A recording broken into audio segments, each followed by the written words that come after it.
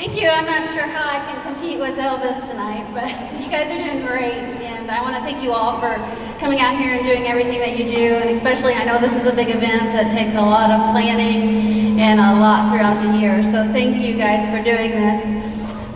This is Ryan. He's not really much of a speaker, so you get me instead.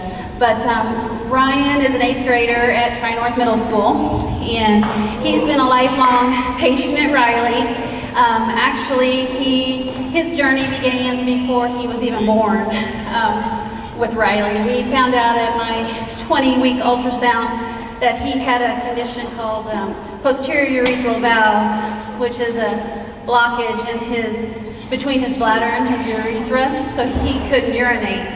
So there were many surgeries done before he was ever born in utero.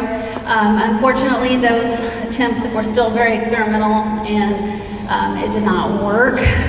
Ryan was born 6 weeks early, and we were told immediately that his kidneys were failing and that he needed to go on dialysis immediately and have a kidney transplant. So we were rushed to Riley, and he spent the first 61 days at Riley. They got the original problem fixed, but it had done too much damage to his kidneys, so he had to go on dialysis.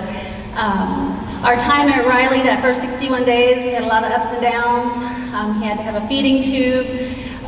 We met with a lot of doctors and child life specialists, and we were very fortunate to have Riley so close to home because we were there for so long. Ryan continued to be on dialysis for 3.5 years. We were able to do it at home. So I know if any of you have parents, grandparents that may be on dialysis, you know how hard it is on someone, especially being so young. But when he was 3.5 years old, we got the call that there was a kidney available for him. So we rushed back up to Riley, and he was transplanted and spent the next 2 to 3 weeks there, and everything was a success.